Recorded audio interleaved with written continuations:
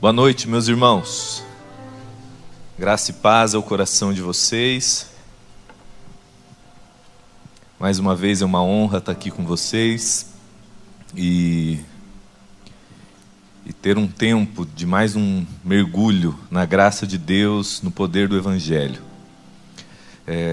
Como sempre, eu preciso parar e dar um sorriso para a moça aqui na frente, para ela fazer uma foto, porque, segundo eles, eu não sorrio.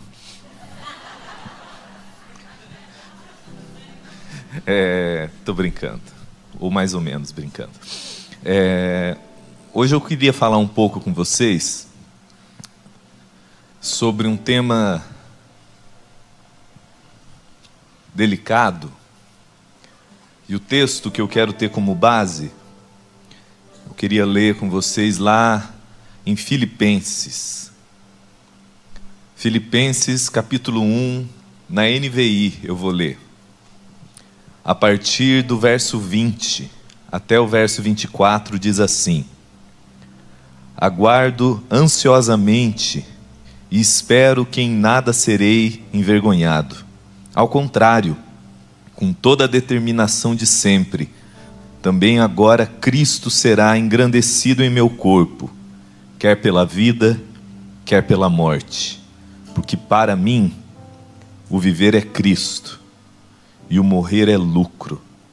Caso eu continue vivendo no corpo, terei fruto do meu trabalho. Eu já não sei o que escolher. Estou pressionado dos dois lados. Eu desejo partir e estar com Cristo, o que é muito melhor. Contudo, é mais necessário, por causa de vocês, que eu permaneça no corpo. Essa carta foi escrita por Paulo, uma das últimas cartas que ele escreve antes de ser decapitado. Nessa, ele ainda não é, mas a possibilidade se tornou profundamente real ali. Na próxima prisão, então, por fim, ele é decapitado. E ele escreve essa carta que é tão importante para a consciência do Evangelho dentro de nós, com o propósito de lidar com o ser humano nas dimensões que você e eu tratamos e lidamos dentro de nós, através de verdades do Evangelho, questões essas que podem vir a nos escravizar. Tirania das circunstâncias, conflitos que lidamos fora e dentro de nós, e que se essas questões não passam a ser tratadas através da verdade do Evangelho, a gente fica refém, escravizado pelas coisas. E uma dessas dimensões que ele vai tratar é um dos temas mais delicados, mais filosoficamente, existencialmente, um dos mais importantes que você e eu precisamos resolver dentro de nós, que é o medo da morte. Ontem foi dia de finados, né? Talvez você não tenha o hábito de ir no cemitério, fazer as coisas todas lá, mas esse tema, o que é a morte? O que ela significa para você? O que ela significa e como isso impacta a sua existência? Consciente ou inconscientemente? Como, além de teólogo, eu sou psicanalista, e uma das dimensões que se estuda na psique humana, no inconsciente humano, é a fobia da morte, que é o medo por detrás de todos os medos. É a fobia por detrás de todas as fobias. E se eu morrer? E se acabar? Quando isso não está bem claro e continuamente sendo estruturado e lidado dentro de nós, a gente não se dá conta, às vezes, do lado de fora, na superfície, mas internamente, aquilo gera um impacto contínuo dentro de você e dentro de mim, vai afetando a nossa vida. E especialmente momentos como foi no caso da pandemia, ou quando alguém da sua família morre, ou quando você descobre que está com câncer, ou quando você descobre que um parente seu, ou uma pessoa que você ama, morreu ou está para morrer. Essa dimensão que está latente na alma humana, escondida, mas agitando você, vem para o lado de fora. Por isso que eu quero que você tenha claro que, de alguma forma, a partir do entendimento que você carrega dentro de você, essa questão muitas vezes te gera medo, fobia, aflição, pânico. E existem basicamente dois modos mais claros assim de se lidar com a morte, especialmente no mundo ocidental. O primeiro é a negação. É a negação do assunto. É a negação, a gente não quer falar sobre aquilo, mas meio que faz sinal da cruz se alguém puxa o assunto. A gente não gosta de lidar com a ideia da finitude da nossa jornada. A gente foge e a gente pensa que se a gente negar o assunto, rejeitar o assunto, a situação se resolverá dentro de nós. E não é verdade. Aquilo está ali, pulsando dentro de você, quer você lide com aquilo ou não. Então, quando a gente lida com negação, e isso é muito comum no Ocidente nosso, secularizado, aonde o cristianismo perdeu a força na sua mensagem original e se tornou uma coisa meio bagunçada, de conquistas exteriores, aonde a vida humana se resume à presente era, aonde a existência, a tua e a minha, a gente sem se dar conta, a gente lida com a vida como se o que bastasse é do berço à sepultura. Então o que importa é você conquistar, é você ter prazer, isso é a vida, é você chegar lá, é você ter grandes coisas. Para essa realidade, a morte é o pavor, porque ela chega e detona tudo. Você faz 60 planos, casar, ter filho, e de repente estoura uma veia, e acabou. Aí a gente foge do assunto, a gente não quer pensar sobre isso.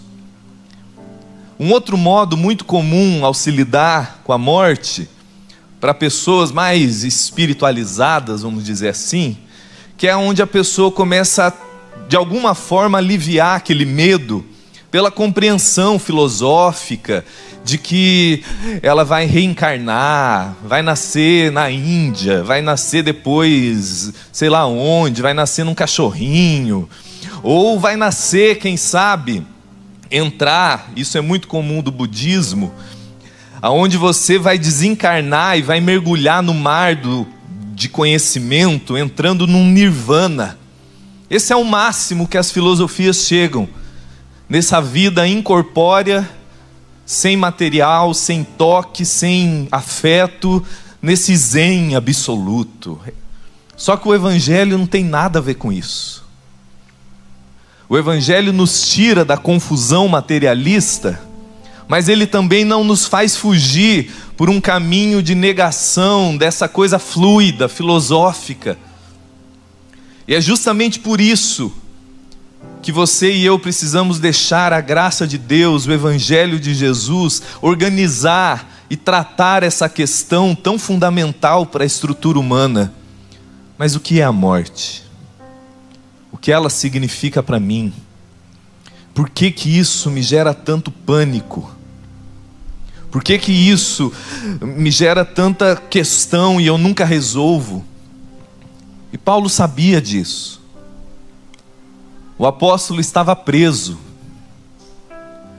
tinha grandes chances de ser executado, e aquele mundo antigo, que era próprio do cristianismo, vivia em constante estado de alerta, porque eles não sabiam se na semana seguinte eles iam estar vivos.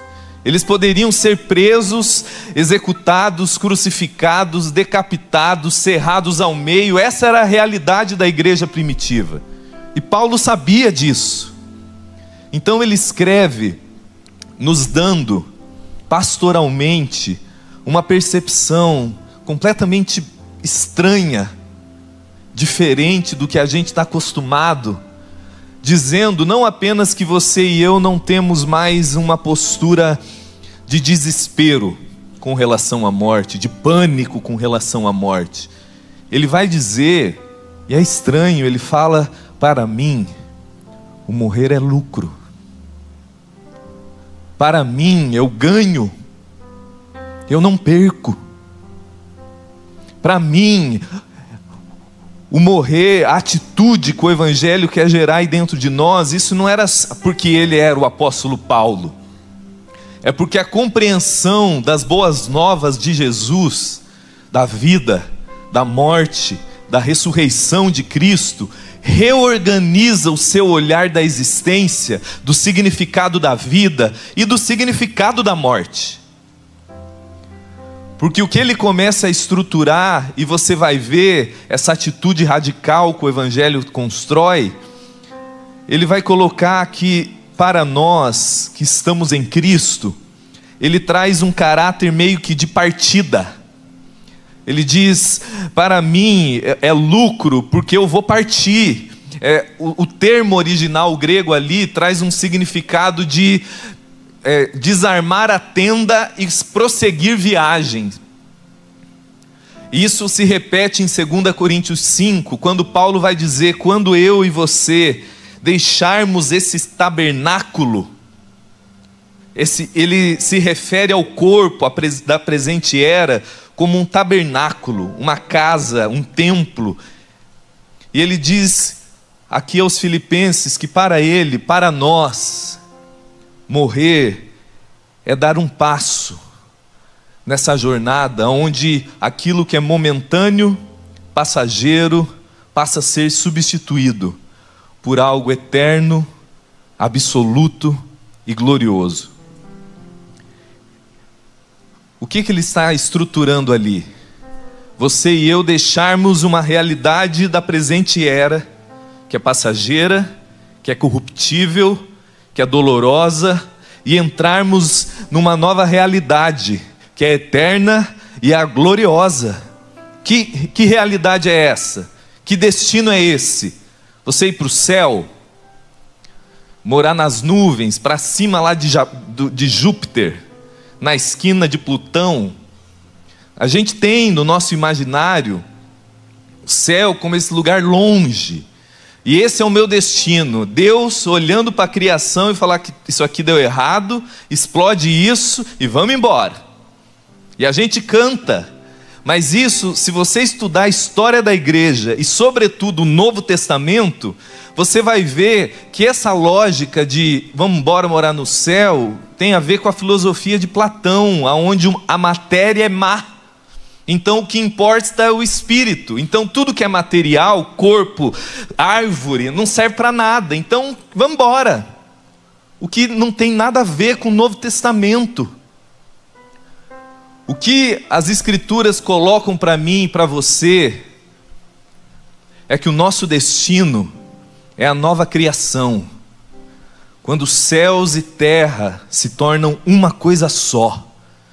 A oração de Jesus não é nos tira daqui e nos leva embora para o céu, é que o teu reino venha, que o teu céu venha e seja feita aqui na terra como é no céu. É uma coisa só, é uma integração absoluta.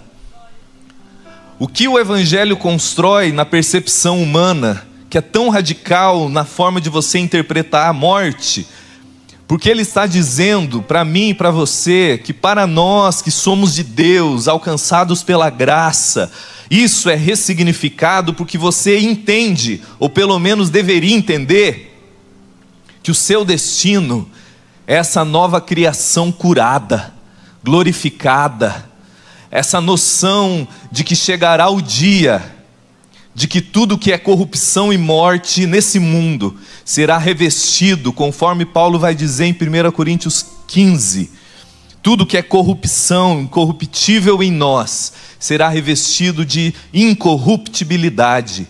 O que é mortal em nós será revestido de imortalidade. Então, novos céus, nova terra, um novo mundo, um mundo onde não existe mais separação, onde tudo é glória. O que ele vai começar, que radicalmente muda a percepção humana a respeito do seu destino e do significado da morte, é que você e eu temos um destino de glória, e essa esperança da glória que se percorre toda a compreensão do Evangelho é o que remodela o seu modo de enxergar a vida e remodela o seu modo de enxergar a morte, porque você enxerga aquilo não mais como a definição da sua derrota, mas como uma porta de entrada para um mundo eterno e absoluto.